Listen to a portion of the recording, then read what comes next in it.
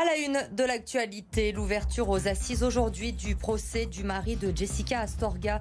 Cette Mexicaine retrouvée morte en août 2018 après une chute du 3e étage de son immeuble à la Croix-Rousse.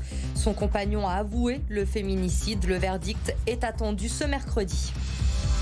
La vaccination ouverte à tous les plus de 18 ans depuis aujourd'hui. Plus aucun critère n'est demandé, mais reste encore à trouver un rendez-vous.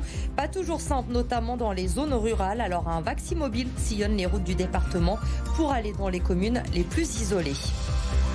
Des référents anti-tabac dans tous les hôpitaux lyonnais. Les hospices civils de Lyon ont décidé de former des référents pour ceux qui veulent arrêter de fumer, notamment pour leur personnel. Un numéro de téléphone unique va également bientôt être mis en place.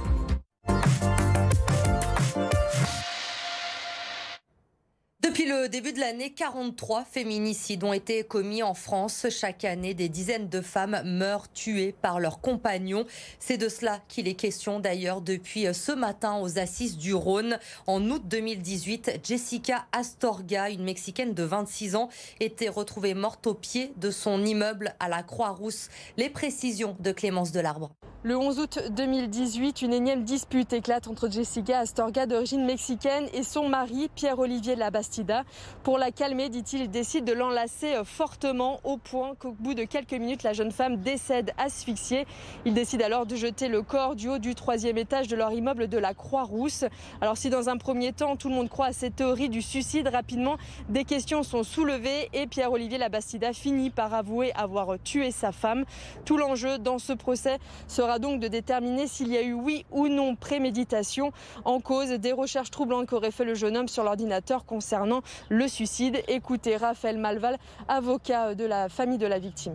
Monsieur Labastida a reconnu avoir tué sa femme. Pour l'instant, il ne nous déclare peut-être pas tout à fait la vérité en expliquant que c'était un accident. Dans le dossier, la famille a le sentiment qu'il y a des éléments qui démontrent que M. Labastida s'était interrogé sur différentes choses qui auraient pu conduire à la réalisation d'un homicide. M. Labastida dit le contraire, bien évidemment, et tout l'enjeu des débats, peut-être pas aujourd'hui, mais demain, ce sera de savoir précisément ce qui s'est passé cette nuit-là. Pour la famille, il était très important de venir ici à Lyon suivre ce procès pour raconter qui était vraiment Jessica.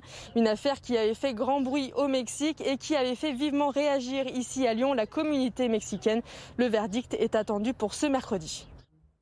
Depuis vendredi soir, une vingtaine de migrants s'est installée dans un square de la Croix-Rousse, originaires d'Afrique subsaharienne pour la plupart. Ces jeunes affirment être mineurs et demandent un hébergement d'urgence. Ils sont soutenus par plusieurs associations, mais la métropole a rejeté leur demande, considérant qu'ils n'étaient pas mineurs. C'est donc à la préfecture de les prendre en charge, mais en attendant, les associations demandent qu'une solution soit trouvée au plus vite. En fait, c'est au-delà des 20 jeunes qui sont là, et puis il y en a aussi 20 qui sont en hébergement solidaire, c'est chez des gens, et si on a ouvert le campement, c'est aussi parce qu'on n'arrivait plus à loger chez des gens, chez des citoyens.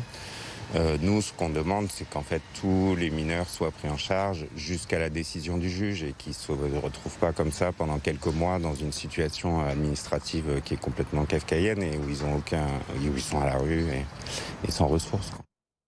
Nouvelle étape aujourd'hui dans la campagne de vaccination. Tous les plus de 18 ans peuvent désormais prendre rendez-vous. Mais dans certaines zones de notre département, il est parfois difficile de se rendre dans un centre de vaccination qui peut se trouver à plusieurs dizaines de kilomètres. Alors la région, le département et l'agence régionale de santé ont décidé de proposer une vaccination mobile dans les communes les plus rurales. Octavie Couchard et Émilie Flamin. Pour se faire vacciner, les habitants de la commune de Degraunes doivent parcourir plus de 30 km. Alors pour permettre à tout le monde d'avoir un accès simple à la vaccination, ce sont des véhicules particuliers qui ont livré les doses de vaccin Moderna dans ce village. Par téléphone, maintenant, c'est difficile de s'inscrire dans ces centres, c'est principalement par Internet. Donc beaucoup veulent se faire vacciner, mais n'ont pas toujours cette possibilité.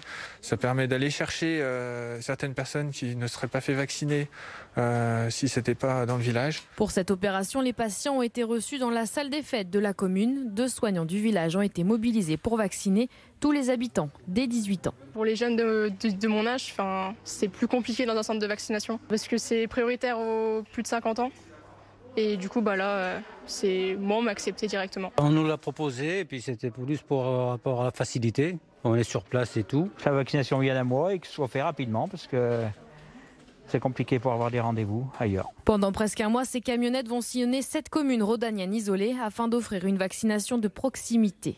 L'idée est d'offrir une vaccination aux plus proches des habitants dans des communes éloignées des centres de vaccination ou en manque d'offres de soins. Cette semaine, les camionnettes sont de nouveau sur les routes rhodaniennes, direction Juliers et Vaurenard. À 3 semaines du premier tour des élections régionales, Laurent Wauquiez occupe le terrain en ce moment. Aujourd'hui, il était sur le pont de Vernaison, le pont qui doit passer à sens unique le 23 juin afin de le préserver. Décision prise, je vous le rappelle, par la métropole. Mais Laurent Wauquiez, lui, veut que des travaux soient effectués. Il propose même de débloquer 5 millions d'euros, même si ce n'est pas une compétence de la région. Écoutez-le au micro de Jérémy Pain. On ne découvre pas que le pont va fermer. On ne découvre pas qu'il est en mauvais état. Le maire de Vernaison, Julien, a tiré les sonnettes d'alarme depuis le début de l'année 2020. Qu'est-ce qu'ont fait les élus alors qu'ils sont en place depuis 1 an et qu'ils avaient les rapports sur leur table et qui disaient « c'est le chantier prioritaire ». Donc le sentiment qu'on a, c'est que le dossier a été sous-estimé, qu'il n'a pas été traité sérieusement et qu'à l'arrivée, c'est les habitants qui en font les frais. Et ça, c'est pas acceptable. Donc pour sortir de cette impasse, on fait cette proposition, on met 5 millions d'euros sur la table, on intervient aux côtés de la métropole et ça permet du coup de réparer le pont avec un vrai projet sérieux. Aujourd'hui, c'est la journée mondiale sans tabac. En 2020, le nombre de fumeurs quotidiens a augmenté chez les plus vulnérables.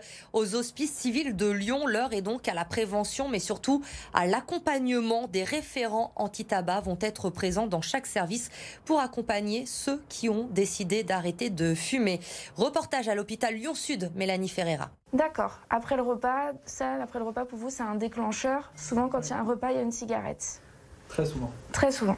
Ok. Première consultation pour Anthony Despierres, il est aide-soignant à l'hôpital et il a décidé d'arrêter de fumer. Là, ça va faire 12 jours à peu près, entre 10 et 12 jours que j'ai pas touché de cigarette. Et pour tenir sur la durée, il demande les conseils de Léa Leclerc, addictologue au sein de l'hôpital, qui va bientôt pouvoir compter sur le soutien d'une petite armée de référents anti-tabac.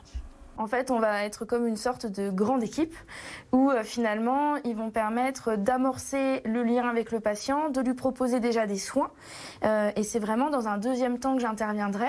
Si c'est plus complexe que ce qu'on imaginait parce que, je ne sais pas, le patient a une allergie au patch ou il a une dépendance très forte. L'objectif, c'est qu'il y ait un référent anti-tabac par service, infirmier ou sage-femme, même dans les maternités, pour arriver à un hôpital sans tabac. L'hôpital sans tabac, c'est que toute personne entrant à l'hôpital qui soit hospitalisée, qu'on lui propose, qu'on l'informe sur les risques du tabagisme et qu'on l'informe sur les possibilités à l'hôpital de pouvoir être aidé à se sevrer de ce tabagisme. Et un numéro de téléphone unique sera bientôt mis en place par les HCL pour aider ceux qui le souhaitent à arrêter de fumer.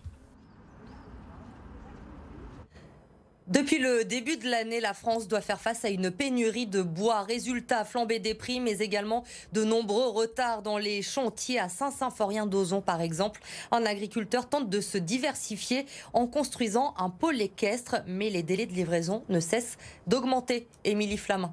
Ici, sur ce terrain vague, il devrait y avoir dans quelques mois une écurie de plus de 2500 m², tout en bois. Pourtant, ce chantier est à l'arrêt suite à une pénurie de bois qui ne permet pas à cet agriculteur de poursuivre ses travaux. Nous étions partis avec une scierie locale pour passer commande en début d'année. Finalement, ils m'ont répondu qu'ils ne pourraient pas fournir le bois car manque de ressources, manque de temps en sciage, etc. Suite à cette annulation, cet agriculteur a tenté d'autres scieries mais en vain. La pénurie de bois est généralisée à la France entière. J'ai contacté une centaine de scieries françaises qui pourraient réaliser donc ces madriers. Toutes les réponses ont été négatives, aucune réponse positive, quel que soit le prix. Je me suis tourné après sur les associations françaises du bois et qui n'ont également pas trouvé de solution. Une pénurie qui serait due aux scieurs français qui préféreraient exporter leur bois pour des intérêts financiers. Le bois européen part aux États-Unis car les États-Unis ont l'embargo sur le Canada. Donc ils achètent le bois en Europe à meilleur prix que le marché actuel. Au mois de novembre dernier, cet agriculteur a contracté un prêt d'1 million d'euros. Aujourd'hui, il se trouve dans l'incapacité de le rembourser. La seule solution pour lui est de faire un deuxième prêt en attendant de trouver enfin le bois dont il a besoin. Début réussi cet après-midi pour Caroline Garcia. Roland-Garros, la Lyonnaise a battu l'Allemande Laura Siegemund. Une victoire en 2 manches, 6-3. 6-1. Au prochain tour, Caroline Garcia sera opposée à la Slovène Polona Hercog, 73e joueuse mondiale et tombeuse de la tête de série numéro 16 dès ce premier tour, Kiki Bertens. Une info mercato pour terminer ce journal. Ce soir, Chris quitte le Gaulle FC. L'ancien entraîneur de la réserve de l'OL devient le coach du Mans. Les Manceaux qui ont terminé cette saison à la 4e place du championnat national. Un nouveau défi donc pour le Brésilien qui va entraîner pour la première fois à ce niveau.